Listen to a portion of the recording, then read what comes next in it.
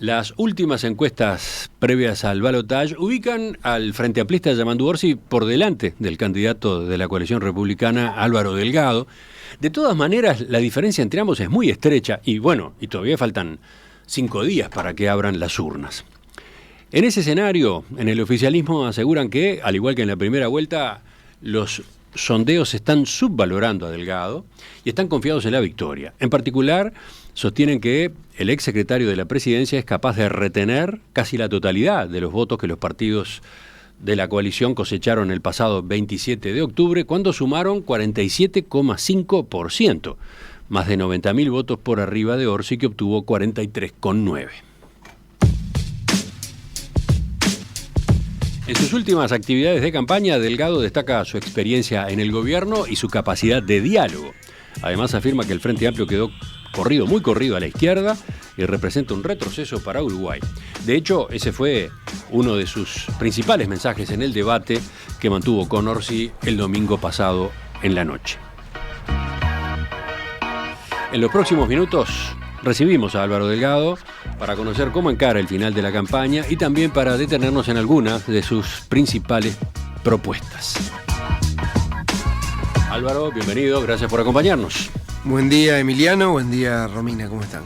¿Cómo viene el ajetreo? ¿Cómo viene el ritmo? Es una semana a todo trapo, ¿no? Sobre todo porque empieza a darse aquello que nosotros dijimos rumbo a las elecciones de octubre, que creo que se empieza a notar, que esa mayoría silenciosa se empieza a manifestar de a poquito, ¿no?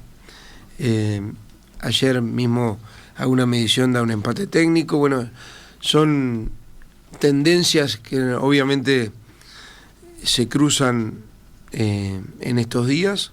Yo estoy muy esperanzado, muy optimista que esa mayoría silenciosa termine confirmando la continuidad de un rumbo del Uruguay. Obviamente tiene que ver con la votación del 27 de junio y el mensaje nos dio, el mensaje de la gente del 27 de octubre, tuvo que ver con que la coalición volvió a ser el proyecto político más votado del Uruguay por cuarta vez consecutiva, con casi el 48%, y bueno, eso fue un mensaje muy nítido. Obviamente yo quiero hacerme cargo de esa responsabilidad que nos dio la gente. Júntense no solo para ganar, sino también para gobernar. Romina tiene sus preguntas también, pero arranco yo. Dale. Con el eslogan de su campaña rumbo al balotaje. Dice, el próximo presidente para un país en marcha. En pocas palabras, ¿qué significa? ¿Por qué? Porque hoy tenemos un mejor país que el 2019, y es un país que está caminando, andando, con desarrollo, con más empleo, con más inversión, con menos inflación, con más salario, con más infraestructura, con reformas. Es un país en marcha, caminando, con más récord de exportación de vuelta. Yo creo que es un mejor país que el 2019, como te dije al principio, y por eso tiene que ver enganchado con el eslogan anterior, que tenía que ver con la continuidad, ¿no? Yo soy la cara visible de una continuidad, un rumbo. Y entonces, ¿qué es lo que propone? ¿Qué propone a los uruguayos para los próximos 5 años? Un segundo piso, dar un salto, porque gran parte de lo que hicimos en este primer periodo de gobierno, estamos haciendo, porque el gobierno no terminó, todavía faltan algunos meses, nos permite un Uruguay mucho más sólido, una base más sólida para un segundo piso de transformaciones. En cada uno de los ejes, nosotros demos una propuesta para un segundo piso de transformaciones, ¿Para hacer qué? ¿Cuál es el objetivo? No más de lo mismo, sino mejor de lo mismo. El objetivo es, si uno se imagina qué me pasaría acá enfrente en la Plaza Independencia el 1 de marzo del 2030, bueno, entregarle la banda a otro miembro de la coalición, pero que Uruguay sea el país más desarrollado de América Latina. No tengo duda de eso. Eso se manifiesta en una cantidad de cosas, ¿no? Obviamente se manifiesta en indicadores vinculados a seguir bajando la pobreza, indicadores vinculados a un Uruguay más conectado al mundo, un Uruguay más innovador, un Uruguay más abierto al mundo, no solo conectado, un Uruguay con un plan de riego funcionando, con un segundo piso a nivel agropecuario, con una cantidad de con menor deserción educativa. Yo puedo ir por cada uno de los temas diciendo, bueno, nosotros vamos por acá, sobre lo que hicimos podemos planificar algo que permita que dentro de 5 años el Uruguay sea un mejor país de lo que soy. Romina, ahora sí. A ver, pero suponiendo, Delgado, que usted triunfe en la segunda vuelta, ¿podrá llevar adelante ese programa pensando en, bueno, para cualquier paso que dé, va a tener que negociar con el Frente Amplio, ¿no? Y por lo tanto, de alguna forma, licuar sus proyectos de ley con modificaciones que el Frente Amplio le va a plantear, ¿no? Es una buena pregunta. Primero... Sí, el telón de fondo es que usted no tendrá mayoría parlamentaria en ninguna de las dos cámaras. Sí, que nadie la va a tener. Bueno, pero no, le estamos consultando. Está bueno porque hay que ponerlo en el marco en el cual la gente nos dio un mensaje el 27 de octubre. Primero, la coalición fue el proyecto político más votado del Uruguay. Y el segundo mensaje, nadie tiene mayoría parlamentaria, pues la mayoría es en las dos cámaras. Así que ese es el primer... Hay un matiz con la situación que enfrentaría el Frente Amplio, ¿no? Porque el Frente Amplio arrancaría teniendo 17 senadores, ¿no? 17 en 31, o sea que en la Cámara Alta pasaría con sus iniciativas sin ningún problema, y después necesitaría 2 votos en diputados, que caso por caso, dice el Frente Amplio, no sería difícil conseguir, ya fuera con eventualmente Identidad Soberana, o si no, con incluso partidos de la coalición, que ya no tendría la fortaleza, la solidez de una coalición en gobierno. Pero mi pregunta no iba a comparar con el Frente Amplio, un escenario que con el Frente Amplio, sino creo que iba... Voy a contestarte. ¿Qué logra de él Voy a contestarte el programa tu pregunta de directamente. Mira, yo creo que el mensaje fue nadie tiene mayoría parlamentaria, con lo cual pónganse de acuerdo. Ir lejos de ser una traba es una oportunidad. Como país es una oportunidad para ser mejores, para tratar de ponernos en acuerdo en algunos temas que necesariamente nos tenemos que poner de acuerdo. Y que hasta ahora es un cambio de paradigma, porque desde que hay balotaje para acá, siempre el gobierno tuvo mayoría parlamentaria. El gobierno de coalición, la coalición Frente Amplio o la coalición republicana tuvo mayoría parlamentaria. Este va a ser un caso innovador, por decir así, desafiante, y yo creo que implica poder sentarnos a poder acordar algunas cosas. Creo que le va a hacer bien al Uruguay, que todos tenemos que cambiar el chip, todos, nosotros y también el Frente Amplio. El Frente Amplio, en los 15 años que fueron gobierno, utilizaron la mano de yeso, la mesa política definía los proyectos de ley y después se ratificaban en el Parlamento. Llegamos a votar, o quisieron poner a votar, ¿no?, el ingreso de Venezuela a las 2 de la mañana al Mercosur porque venía Chávez, y después Chávez no vino. Cuando fueron oposición estos 5 años, el chip fue oponerse a todo. Ahora, ojalá entiendan el mensaje y el chip cambiar la confrontación por colaboración. Con lo cual, para mí y para lo que represento, quiero continuar con este rumbo, creo que el país va bien, va por un buen camino. Hay que reafirmar este camino de crecimiento con certezas, que creo que es parte de lo que nosotros ofrecemos y garantizamos, son certezas. El Frente Amplio no las ofrece mucho más incertidumbres sobre sus propias contradicciones internas y sus propias discusiones públicas sobre algunas de las definiciones importantes. Bueno, es más importante que nunca tener la presidencia de la República, tener el Poder Ejecutivo. ¿Por qué? Y termino en tu pregunta. ¿Por qué? Porque desde el Poder Ejecutivo, desde la presidencia, uno es el que puede articular los acuerdos. Generalmente los acuerdos no se articulan en el Parlamento, se articulan desde el Poder Ejecutivo con la oposición, en este caso.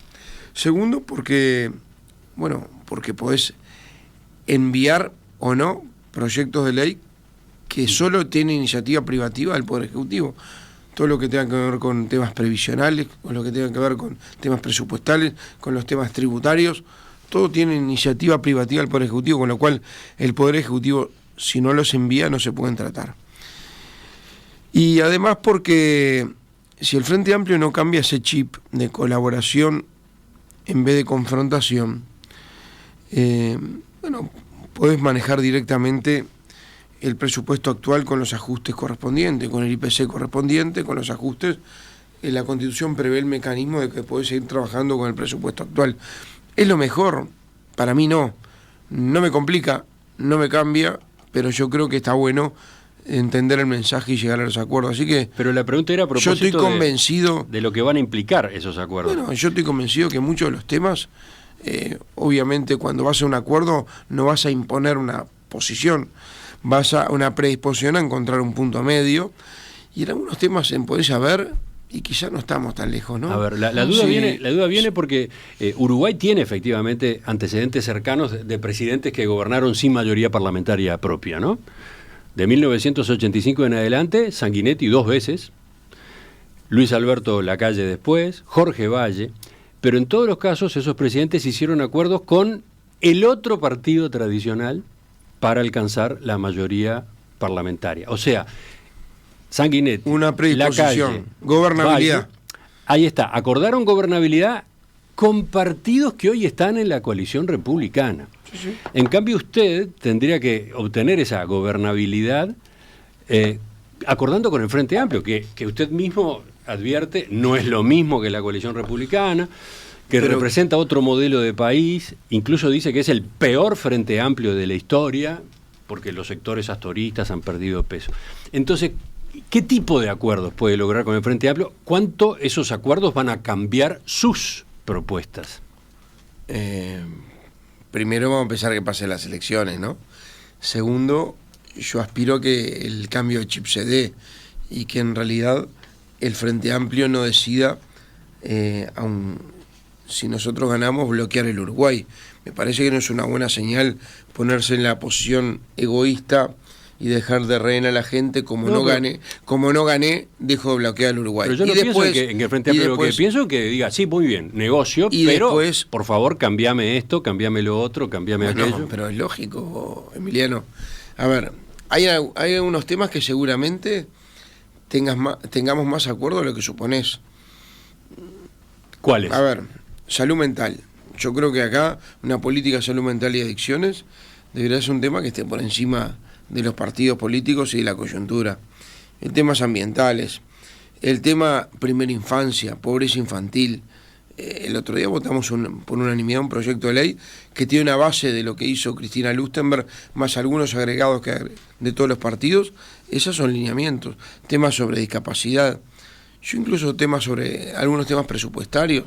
El otro día vi que la propuesta que tenemos nosotros, la ley de riego, de impulsar un plan de riego tipo la ley forestal a 20 años, también la comparte el Frente Amplio y Yamandu Orsi. Empezamos a ver y empezamos a rascar y vemos que en algunos temas vamos a tener la posibilidad de mirar con luces largas. En otros, todos, me incluyo, todos, tenemos que cambiar ese chip. Es decir, este era mi programa, este es tu programa, tratemos de buscar unos puntos intermedios. Eso fue lo que la gente nos dijo el 27 de octubre. Para acordar hay que tener voluntad política y voluntad de acordar, las dos cosas. Y cuando acordás no imponés, tratás de buscar una solución que satisfaga a ambas partes. La alternativa, obviamente la alternativa es seguir trabajando con el presupuesto actual. Digo presupuesto porque quizás de todas en la ley... En teoría se puede, bueno, sí. No, en teoría no, en la Constitución lo establece que se puede. Que se puede, lo ajustás por IPC y seguir trabajando. ¿Y qué cosas podría hacer por decreto o por que no necesitara del Parlamento para negociar? En realidad, yo creo que gran parte... A ver, todo el manejo de la pandemia no necesitó ley. Usaste la ley marco de creación del Ministerio de Salud Pública del 34, creo que fue, que nos permitió actuar en el marco de la pandemia, sobre todo con decretos. La única ley que hubo fue la que creó durante el fondo COVID, que era, nos creamos un impuesto para los salarios de los cargos de confianza de mayor de 100.000 pesos para fondear el fondo COVID. Creo que fue la única ley que se necesitó para el manejo de la pandemia. Te pongo como un ejemplo bien notorio. Una pregunta más a propósito del escenario de negociación. O sea, a ver, tranquilidad, acá va a haber gobernabilidad, yo creo que va a haber madurez política de todos los partidos, de todos los partidos, porque esto, si uno lo exige para los demás, está dispuesto a darlo, ¿no? Bueno, a eso voy. Porque en esto no hay que ser egoísta con los uruguayos, decir, miren, yo estoy dispuesto a dar gobernabilidad, pero solo si gano. No. en todas las circunstancias. Y creo que el mensaje de la gente, al no haber a ninguna mayoría parlamentaria, ningún bloque, por decir así, tiene que ver con sean más duros, piensen más con luces largas y no estén siempre con el escenario de 5 años. Ahora, justamente, a los efectos de esa negociación, ¿no puede ser contraproducente su prédica tan insistente en estos meses en la crítica al Frente Amplio? Eso de hablar del peor Frente Amplio, esa forma de relacionarse con la actual oposición, ¿no va a incidir negativamente cuando usted tenga que negociar y acordar? A ver, en esto importa quién está preparado para gobernar, quién tiene programa, quién tiene propuesta, quién tiene equipo y quién es creíble. Y la credibilidad la generás a lo largo de toda una trayectoria. Yo estoy convencido, y lo quiero decir especialmente, que cuando te toca, sos electo, no gobernás para los que te votaron, por lo menos es lo que yo pienso, gobernás para todos. Y el camino que elegís para ganar es el que te legitima a gobernar para todos. Por eso no me viste nunca, más allá del debate político, que puede ser más duro, más firme, nunca me viste, y quiero advertirlo porque en estos últimos días hemos visto algunas señales que me preocupan y hemos hecho las denuncias correspondientes. Nunca me viste ni la descalificación personal, ni entrar en temas personales, ni la agresión en términos personales. Hubo sí debate político firme. Y digo, hago el paréntesis porque ayer el Partido Nacional hizo una denuncia en delitos en el Ministerio del Interior y en Antel, porque teníamos los números del exterior que llamaban con mensajes pregrabados míos a las 2 y 3 de la mañana. Tenemos los números, hicimos la denuncia correspondiente. O sea, se repitió lo que ya había ocurrido hace 5 años, pero en otro momento, ¿no? Fue en la campaña para las internas, ¿no? Mensajes que molestan a la gente de madrugada. Obviamente, si yo te llamo a las 3 de la mañana para invitarte a un acto, seguramente, obviamente no vas a ir al acto, pero seguramente no tenga la mejor impresión de mí. Eso pasó, tenemos los números, son todo el exterior, o sea, es un consent del interior, todo un tema organizado, lo mismo que una cantidad de videos con inteligencia artificial que distorsionan gran parte del mensaje con mi voz y con mi cara. Y esperemos que esto se frene. Estamos a 3 días de la veda, es el momento de reflexión, y yo creo que la gente tiene que empezar un proceso de definir el Uruguay, quizá mucho más que 5 años para adelante. Voy a lo que me decías. Mi pregunta era... Voy a lo que me decías porque... ¿Usted entiende que ese tipo de prédica suya contra el Frente Amplio, alertando sobre el Frente Amplio y lo que podría implicar un gobierno del Frente Amplio en cuanto a inseguridad, riesgos, etc., ¿usted entiende que eso está en el límite de lo tolerable para después poder negociar? Está bien. ¿Usted entiende que eso no rompe puentes? Me conoces hace mucho, los dos me conocen hace muchos años. Debe ser 17, 18 años que voy a los actos del 1 de mayo. Obviamente, creo que Orsi fue a 2.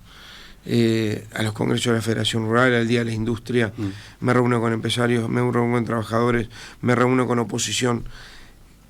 Creo que no hay nadie en el sistema político uruguayo que pueda decir otra cosa que Álvaro no es una persona que siempre atiende el teléfono, que está dispuesto a buscar entendimientos. Lo hice de acá enfrente de la Torre Ejecutiva, lo hice en el Senado de la República, privadamente y públicamente, las dos cosas.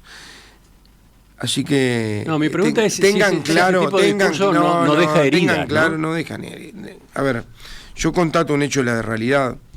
Hoy el Frente Amplio es un Frente Amplio diferente al que teníamos antes, ¿no? Notoriamente diferente. Por dos cosas. Primero porque es un Frente Amplio mucho más desbalanceado, donde el MPP se quedó con todo, tiene el 75-80% del Frente Amplio, y después a eso hay que sumar el Partido Comunista, el Partido Socialista, Constanza Moreira. En realidad el Frente Amplio se vació de centro político.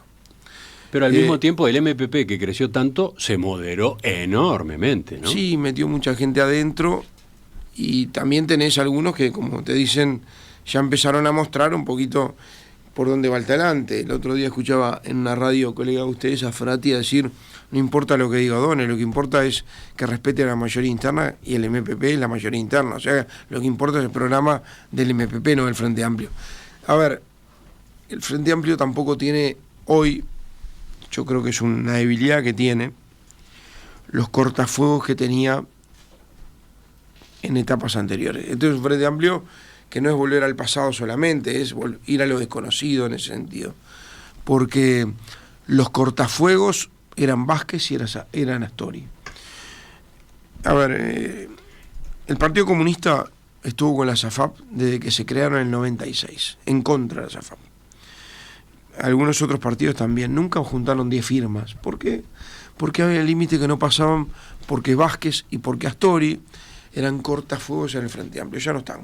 El Frente Amplio hoy no tiene liderazgo, y yo creo que vamos a un Frente Amplio donde es muy probable que mañana, y estoy convencido de eso, si llega a ganar Yamandú, si lo digo con respeto y con afecto, porque le tengo afecto a Yamandú y obviamente respeto, y lo hablo siempre en términos políticos y no personales, va a pasar un escenario parecido a lo que fue con Alberto Fernández en Argentina, en términos políticos estoy hablando. ¿En qué sentido? ¿Qué es lo que usted imagina como preocupante? Porque seguramente sea el que firma, pero no el que manda, no el que decide, que va a decidir la barra, que lo condiciona todo el tiempo. Así que yo creo que en esto no hay que asumir riesgo como sociedad. Por eso yo les hablo de certezas, les hablo de garantías, les hablo de seguir el rumbo, y por eso esas certezas, garantías, rumbo, lo tienen por una sola vía, que es votar a la coalición republicana el 24 de noviembre. Es fuerte esa comparación que hizo.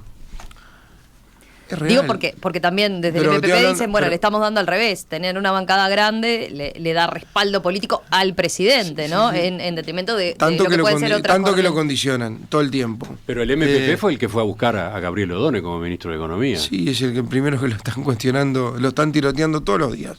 Y ahora empezamos la disputa entre no solo el MPP o Partido Comunista y Gabriel Odone, sino también las contradicciones entre el propio candidato a presidente y su ministro de Economía, que dice que bueno, que en cualquier momento está por volar por los aires, como dijo el otro día en un sincericidio.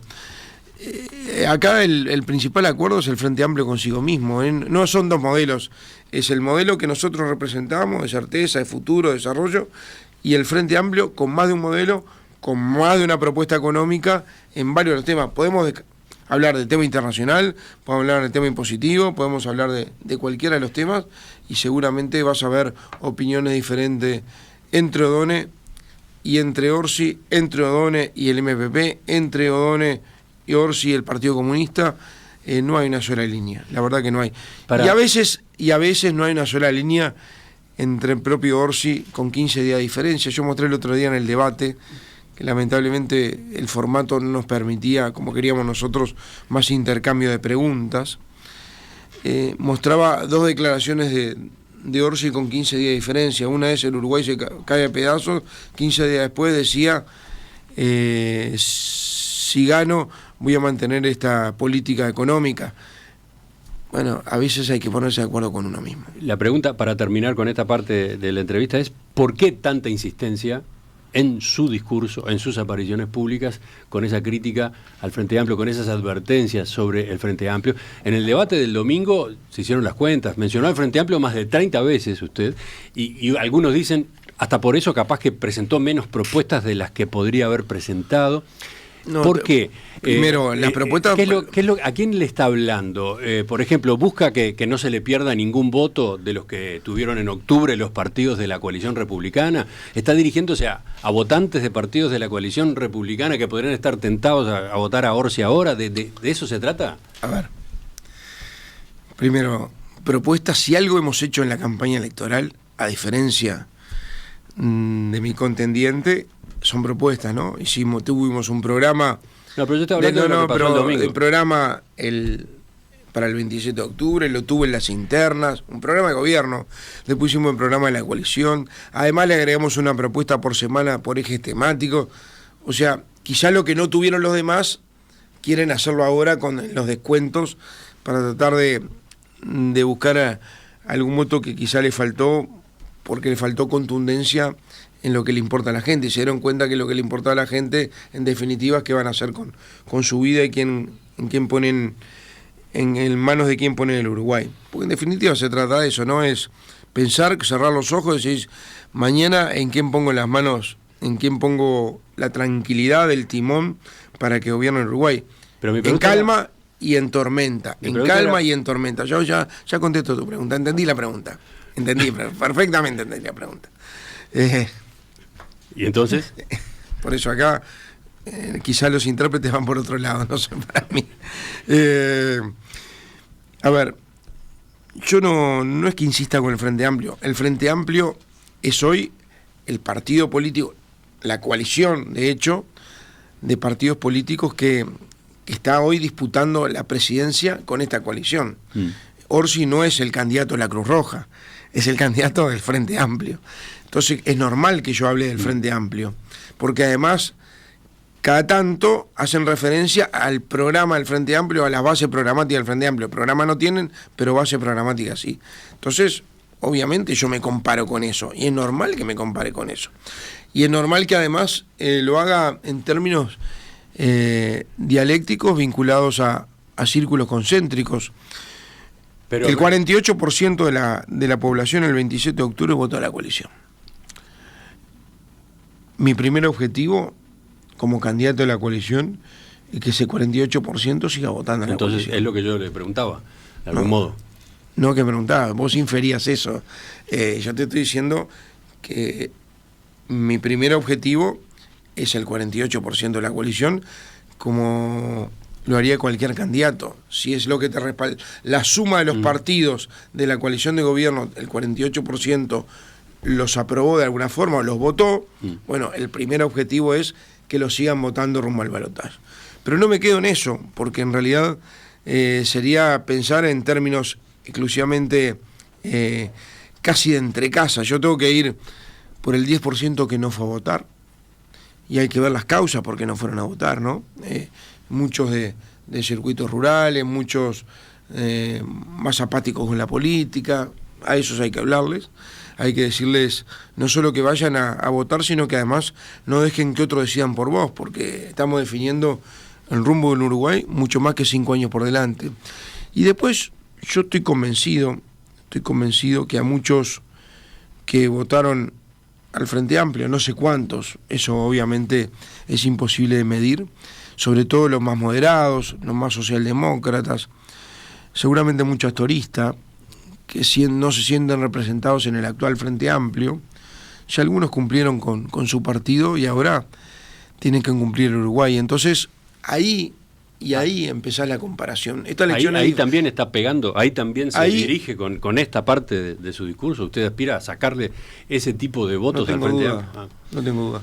Pero, y ahí empezás a ver donde la gente, en esta elección, que es una segunda vuelta, donde hay 2 candidatos, donde hay 2 modelos, por lo menos 2 modelos, y en el otro hay submodelos, pero por lo menos 2 modelos, 2 visiones de país. Yo hablo de futuro, de certezas, y hablo del otro lado de pasado y de incertidumbre. Entonces la gente va a comparar quién está preparado para gobernar, quién tiene programa, quién tiene equipo y quién es creíble. Me parece que son de las cosas que están arriba de la mesa para que el 24 de noviembre la gente tome la decisión. Por eso el final del debate el otro día, habrás visto, yo hice una pregunta, ojalá que nunca ocurra, le dije el otro día, el domingo pasado, pero si mañana hay alguna de las crisis que tuvimos que vivir en estos 5 años, ¿a quién le gustaría que maneje el Uruguay? ¿Quién le gustaría que esté al mando? ¿Quién le da más garantía? ¿Quién le da más confianza? La respuesta a esa pregunta es la decisión que tienen que tomar el 24 de noviembre. Hacemos la primera pausa. Ya retomamos la entrevista con el doctor Álvaro Delgado, ex secretario de la Presidencia, candidato de la coalición republicana en el balotaje del próximo domingo. Estamos completando el par de entrevistas con los candidatos a la presidencia de la República que disputan el balotaje el próximo domingo. Hoy nos acompaña Álvaro Delgado. Doctor Doctor Delgado, usted acaba de lanzar una propuesta de mejora para las jubilaciones más bajas, la extensión del complemento solidario. Enseguida vemos en qué consiste, pero la pregunta primero es ¿por qué? ¿Por qué la presentó ahora? Igual que Yamandú Orsi busca contemplar de alguna manera al 38% de la población que votó sí a la reforma constitucional del PIT-CNT sobre seguridad social. Vos pensás que está todo teledirigido. Yo pregunto. Pero en realidad, a ver, la pudimos hacer ahora porque el plebiscito no salió, ¿no?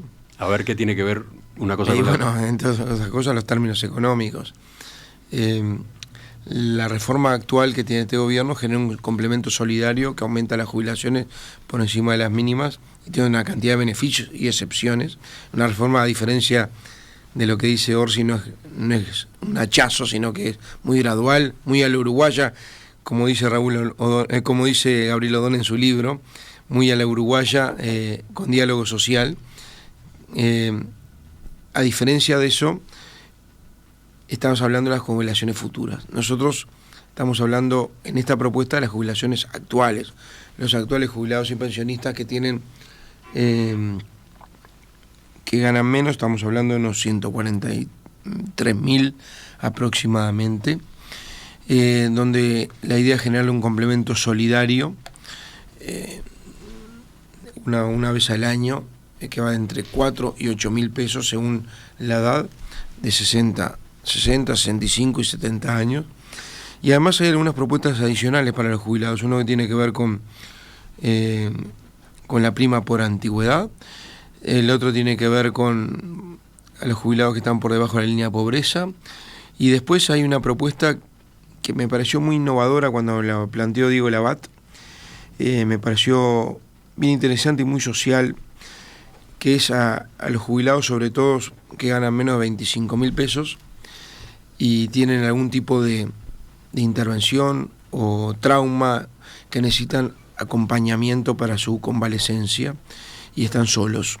Bueno, que el Estado pueda financiarle un residencial durante 90 días el periodo de convalecencia, me parece una propuesta muy solidaria. Yo ya había adelantado, porque en el programa de gobierno había una propuesta para los jubilados, había para los jóvenes y había para los jubilados, y yo había adelantado que íbamos a hacer una en el balotaje puntualmente, y dije eso porque estábamos esperando el resultado, en este caso que salió negativo, de la propuesta del PIT-CNT y gran parte del Frente Amplio.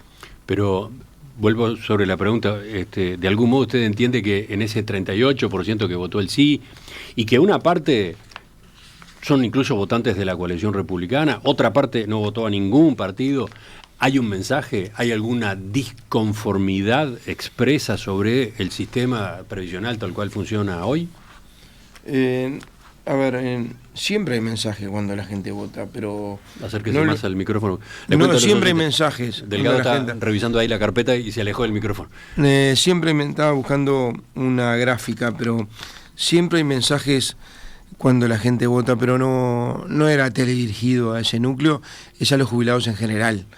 A los que votaron una cosa, a los que votaron otra. No, lo digo porque una de las propuestas que estaba incluida en la reforma del PIT-CNT era equiparar las jubilaciones más bajas con el salario mínimo nacional. Bueno, esto tiene un sentido parecido, pero va en un sentido de un suplemento solidario, porque es legal eso, ¿no? Hacerlo de otra forma no es legal. Un suplemento solidario es una partida de dinero una vez al año a las jubilaciones de los 143.000 jubilados que ganan menos en Uruguay. La jubilación mínima está en 18.840 Ahí está. O 50 por ahí. Y esta partida que usted dice sería de 4.000 a 8.000 pesos al año, bueno, promediada por mes, implicaría 333 pesos en el caso más bajo, 666 en el más alto, ¿no? Tiene que ponerlo en porcentaje, es un porcentaje importante para esos jubilados que tienen ese ingreso. Pero no las equipararía al salario mínimo nacional, que está por arriba de 22.000. Bueno, en realidad es una tendencia, ¿no? Yo creo que al empezar a aplicarse la reforma que se votó en este gobierno, las jubilaciones los nuevos jubilados con el suplemento solidario pasan por encima del salario mínimo nacional. Orsi en el debate del domingo discrepó con esta medida. Él sostuvo que no está de acuerdo en la forma esta de pagar una partida única anual. En lugar de ese mecanismo, él plantea, el Frente Amplio va a convocar, si es gobierno, a un diálogo sobre seguridad social, pero él insiste en que un punto sería que esas jubilaciones, las más bajas, las que están en el valor mínimo, al final del periodo de gobierno terminaran igual al salario mínimo nacional, para lo cual irían recibiendo ajustes suplementarios cada 6 meses. Sí, a ver, en esa iniciativa puedes hacerlo por una vía o por la otra, que yo creo que el ideal es ser convergentes en esa misma lógica. Nosotros estamos en la misma lógica, quizá los caminos son diferentes. Este es un camino que elegimos, mucho más práctico. Obviamente, él hablaba de no descontar determinados incrementos, eso no es legal. En este caso es absolutamente legal, por eso lo hicimos por partida adicional y le pusimos el nombre, igual que está en la reforma, complemento solidario. Romina. ¿Usted entiende que no hay nada para revisar en el sistema de jubilaciones y pensiones actualmente, después de la reforma? ¿Y por qué me lo pones en esos términos? No, le pregunto, porque ha estado tan en discusión y hay gente que planteaba, bueno, o desde el Frente Amplio se insiste en el tema de, no, yo creo que, por ejemplo, permitir jubilarse a los 60 años, en todo caso establecer incentivos. A ver, vamos a ir por partes. Vamos a ir por partes. Primero, la gente definió que no en un 60% a la reforma que impulsaba el PIT-CNT y gran parte del Frente Amplio de eliminar las AFAP, de derribar el sistema de seguridad social, el sistema mixto, ¿no?, con ahorro individual. A mí me preocupa porque en la base programática del Frente Amplio dice impulsar un sistema de seguridad social con 3 pilares. Uno es el eliminar el ahorro no lucrativo. Eso lo dice en la base del Frente Amplio. Ahora bien, cuando dice eso, y algunos legisladores en estos días están diciendo que van a volver a insistir en el Parlamento sobre eso tiene una sola acepción. Yo después te voy a contestar la pregunta porque siempre son perfectibles los sistemas. Es más, por la vía de la excepción está previsto en la reforma que este gobierno impulsó, la coalición, está prevista una serie de excepciones. Por ejemplo, los rurales, ahí tenés uno de los ejemplos, la industria de construcción es otro de los ejemplos, y hay otra cantidad de causales que son excepciones, y está previsto un artículo que por la vía de decreto ir generando más excepciones, que la misma línea es lo que plantea Gabriel Odone, ¿no? Mantener el sistema que compartió esta reforma. Es más, él dijo, yo aconsejaría al Frente Amplio votar esta reforma, y en un libro que hace poco salió con Nicolás Batalla, dijo, es una reforma muy uruguaya, con diálogo social, elogia la reforma. Yo comparto, y ir trabajando por las excepciones. Pero vuelvo a lo otro que es más preocupante, porque en el programa está esto. Y como dicen todos dicen, bueno, no importa lo que diga Orsi, no importa, lo que importa es lo que diga en la base programática. Y la base programática dice eliminar el ahorro no lucrativo. El ahorro no lucrativo tiene una sola excepción, que es eliminar el ahorro individual. O sea, el ahorro individual por una sola vía, ¿no? Se hace por las AFAPs. Estatales o privadas, pero la interpretación del Frente Amplio es que esto es bajar las comisiones que cobran las AFAPs, como ya se hizo y no pasó nada, ¿no? Perdóname, 3 pilares, modalidades consistentes... mantener los 3 pilares y hacer ahorro uno que... no lucrativo, un sistema de ahorro no lucrativo. El único tema no lucrativo es eliminar las administradoras previsionales. Y el lucro... Y ahí empezamos a trabajar sobre el detalle, y me parece que está bueno. Sí, ahí hay diferencias en lo que quiere decir lucro. Sobre el detalle. El lucro tiene una sola acepción, mirá la Real Academia tiene una sola. No solamente estamos hablando de las comisiones, que además van a estar reguladas en esta reforma por la Agencia Reguladora del Sistema de Seguridad Social, que se tiene que crear que regula eso, las comisiones ya bajaron, sino que además no solo es el lucro, la utilidad o ganancia que tienen las aseguradoras, en este caso las AFAP, por administrar mis ahorros, que tienen una ganancia o una comisión, ponele como le llames, sino que además está hablando, el lucro es sobre la rentabilidad de mi propio ahorro. Es más, en mi cuenta del ahorro que tengo yo individual en mi AFAP, la mitad del ahorro que tengo es el lucro, la ganancia y la utilidad que generó la propia plata que fui ahorrando para mi jubilación. Así que es muy, muy complejo esto que están poniendo acá, es muy peligroso lo que están poniendo acá, y obviamente yo voy a ser muy claro con el mandato de la ciudadanía, soy presidente de la República.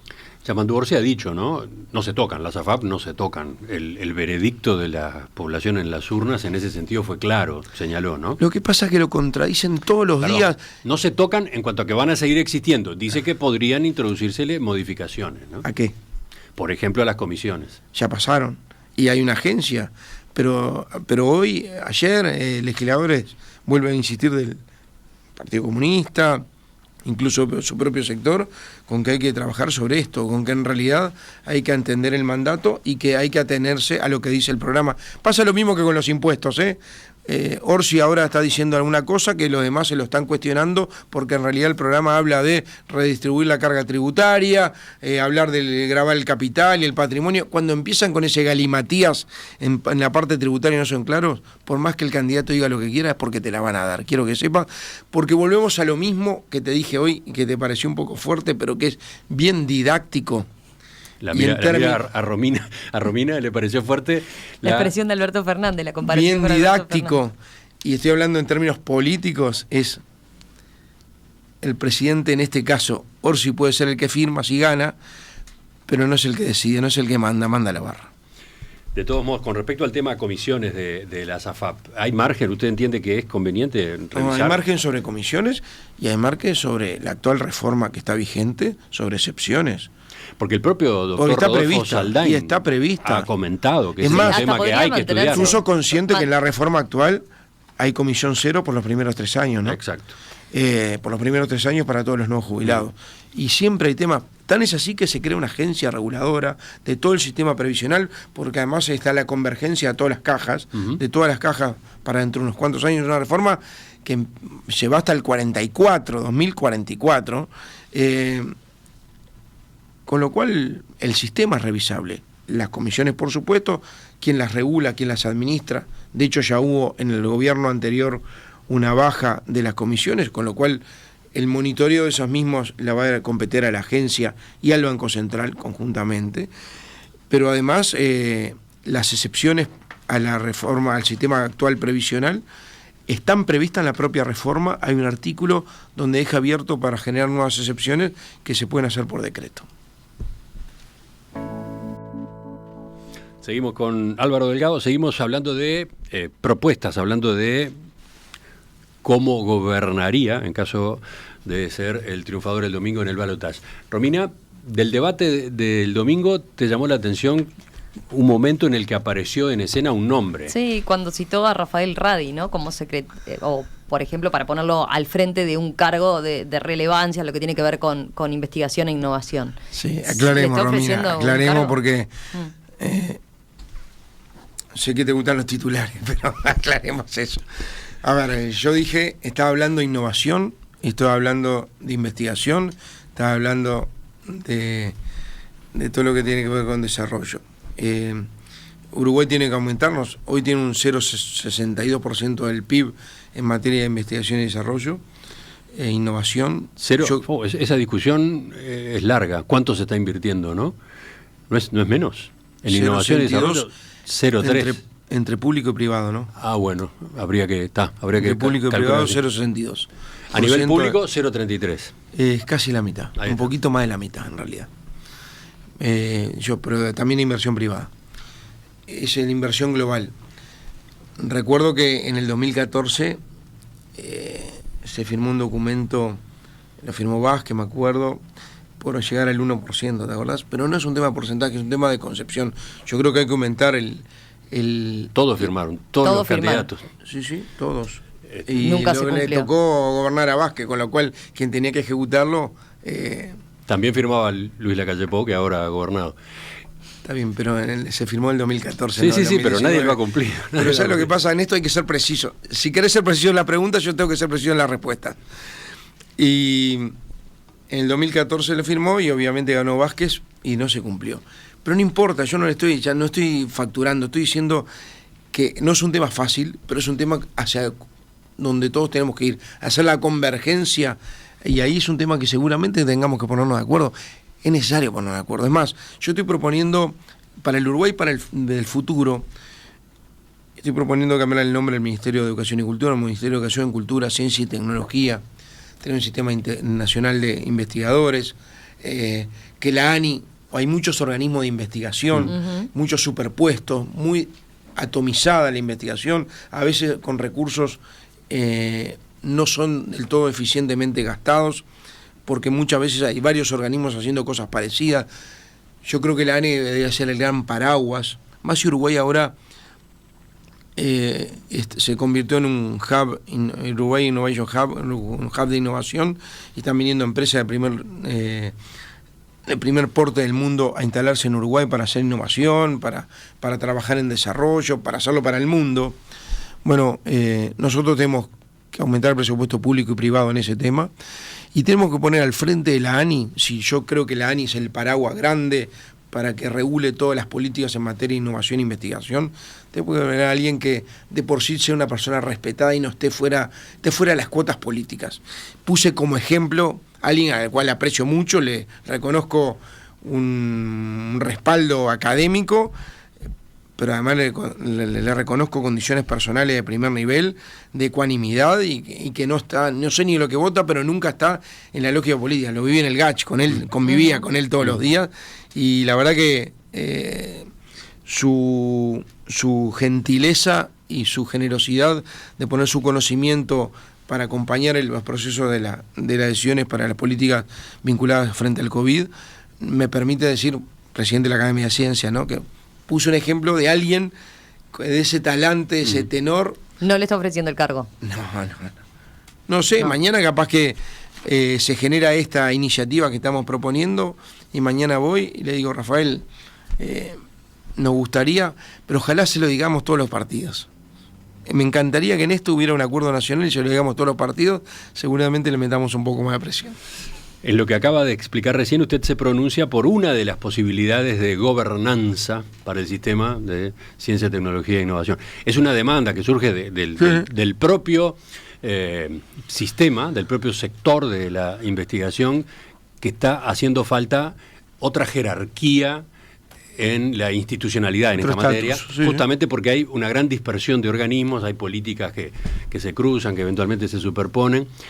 Una posibilidad que se ha manejado es la de que sea una secretaría en la Presidencia de la República. Otra, que se instale un ministerio. Usted acaba de decir que va por la vía del ministerio, ampliando las competencias del Ministerio de Educación. En esta etapa, ampliando las competencias del Ministerio de Educación. Primero sería el propio ministerio, que sería Ministerio de Educación, Cultura, Ciencia y Tecnología. O sea que Ciencia y Tecnología no sería una dirección.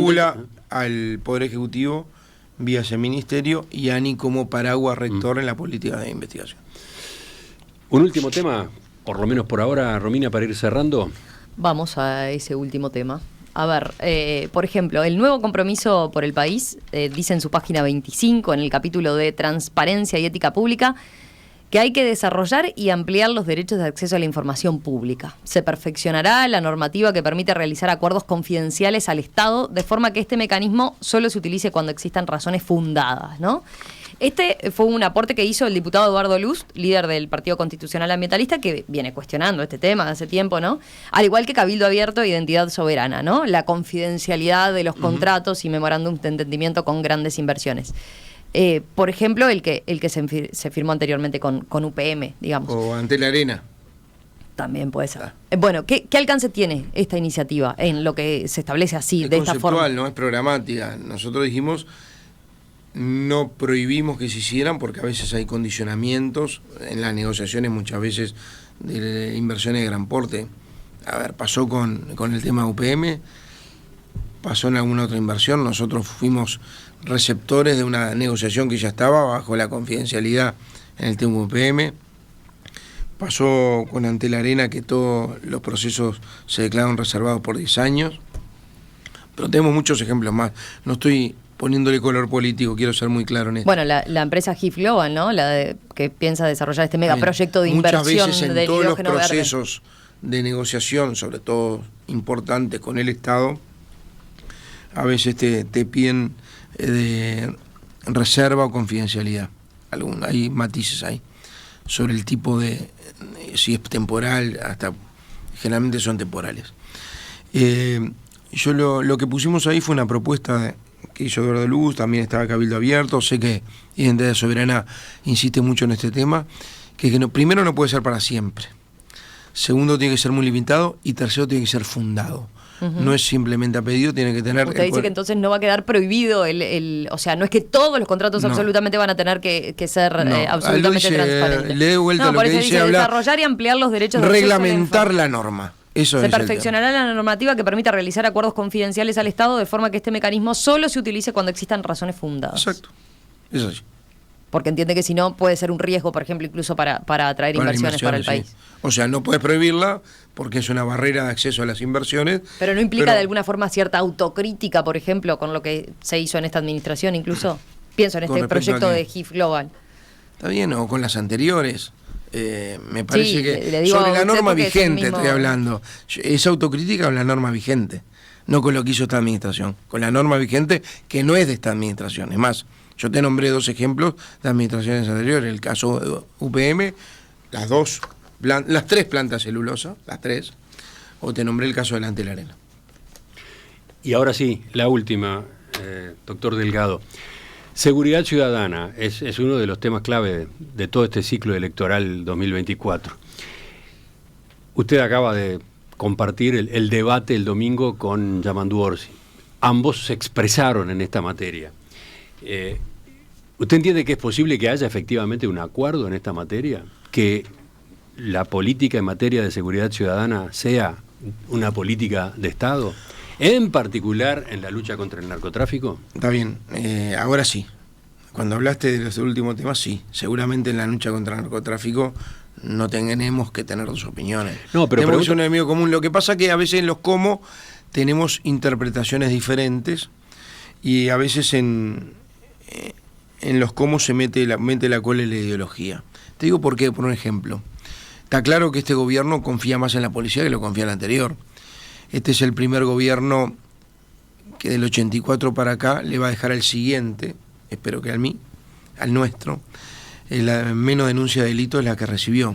42% menos rapiña, 20 y pico % menos de hurto, 57% menos vigiato, a datos de hoy, ¿no? Y 3% menos homicidio. ¿Por qué? Porque se confió políticamente en la policía, se la respaldó, se le dio instrumentos y se confió jurídicamente en la policía. En la LUC fundamentalmente se le dio instrumentos legales, legítima defensa, el delito de insulto a la policía, una cantidad de agravamientos de pena, y la policía actuó. Ahora, nosotros partimos de una concepción que la seguridad pública tiene 3 ejes, es dual, con 3 patas. Es dual en la concepción, uno es la represión, que es palabra que no aparece ni en una base programática del Frente Amplio. La digo porque ahí tenemos una concepción... Pero Yamandu insistió en el debate, ¿no? Está bien. Claramente dijo, vamos a reprimir. Yo sé que todo el mundo lo interpreta a Yamandu Orsi, pero lo que te quiero decir es, en la base programática del Frente Amplio, porque después todo el mundo, cuando le decís algo, dice, no, vamos a remitirnos a lo que dice en la base programática. La palabra represión no aparece, y aparece una palabra que a mí me preocupa mucho, que es difícil de pronunciar, pero fácil de entender, que es la desprisionalización. Yo estoy de acuerdo con la represión y no estoy de acuerdo con la desprisionalización. Por lo menos ahí ya tenemos una diferencia. Si el Frente Amplio avanza hacia la represión como una de las patas del combate a la delincuencia, no vamos a poner de acuerdo. No hay seguridad pública sin represión, no alcanza, no alcanza. Hay que trabajar en rehabilitación y reinserción. Hay unos programas hoy, oportunidades, PIA, que tienen que ver con los que salen, los 28 o 29 personas que salen de privación de libertad, por libertad anticipada o por cumplimiento de condena, que le estamos dando oportunidades con empresas o con subsidios del MIDES, a través de la DINALI, el Estado les subsidia, ahí tiene que estar el Estado, ¿ves? Porque salen y están desprotegidos, vulnerables, la familia muchas veces no está, los amigos tampoco, y si el Estado no está cerca ayudando, y los capacitás y le das la posibilidad que INEFOP, que la UTO le dé cursos y que las empresas lo contraten y el Estado le subsidie una parte del sueldo durante un tiempo, le das la segunda oportunidad. En el programa piloto de oportunidades el nivel de deserción fue menos del 3%. Si eso no hubiera estado, el nivel de reincidencia el segundo o tercer año está arriba del 60%. Yo por eso también en este tema, yo creo que el objetivo es común, porque nadie puede pensar que quiera estar en un Uruguay más desprotegido. Yo creo que el Frente Amplio fracasó en la estrategia, fracasó en el diagnóstico y fracasó en la ejecución en materia de seguridad. Nosotros vamos por otro lado. Y ojalá nos pongamos de acuerdo, sobre todo en el tema del narcotráfico, el grupo multifuerza. ¿Por qué digo que fracasó en el diagnóstico? La pregunta más que fracasó o no fracasó es de ahora en adelante. La pregunta era para el próximo periodo de gobierno. Si usted ve posible. Bien, pero estoy hablando de... No, porque el Frente Amplio hace su propia autocrítica con respecto al manejo de la seguridad pública. Lo que pasa es que tenemos que partir de bases sólidas para poder ponernos de acuerdo para el futuro. A ver, ¿va a haber represión o no va a haber represión? Si hay represión nos ponemos de acuerdo. Bueno, ahí está, si el Frente Amplio dice, no, nosotros no vamos por la represión, vamos solo por las causas del delito. Esa es y una bueno, respuesta entonces decimos, si vamos solo por la causa del delito, yo no estoy de acuerdo. Hay que trabajar sobre la causa del delito. Pero en este caso, la evidencia empírica hace que si este es tu fundamento, también fracasaste, porque la mitad de los homicidas hoy tienen menos de 26 años. El 20 y pico % de los que están en cárceles tienen menos de 26 años. El 50% tiene menos de 29 años. Tenían 5 años cuando el Frente Amplio empezó a gobernar. O sea, trabajar sobre la causa del delito tampoco fue efectivo. Si nosotros partimos del cambio de chip y que vamos a acordar, me parece que está bueno que el Frente Amplio en este caso, ya que nosotros tuvimos un mecanismo más eficiente, una política más eficiente en materia de seguridad pública, con mejores resultados, bueno, me parece que en este caso la autocrítica implica no solo decir sobre lo que se hizo mal, sino también cambiar esa lógica y poder acercarse a esta lógica de funcionamiento que hoy estamos más seguros de lo que estábamos en el 2018-2019. Doctor Álvaro Delgado, le agradezco que nos haya visitado esta mañana, le agradezco su presencia en este ciclo de entrevistas y volvemos a conversar después del domingo. Esperemos. Gracias por la invitación y esperemos el domingo que la gente vote con paz, en tranquilidad, que vote y que sea consciente, que compare, que se informe. Yo hubiera preferido, te conta, más instancias de debate, ¿no? Me parece que es una buena instancia. Debate no es pelearse, es intercambiar opiniones, propuestas y que la gente pueda informarse y decidir. Nos encontramos de nuevo entonces, sea cual sea el resultado. Gracias. Hacemos la próxima entrevista dentro de unos días.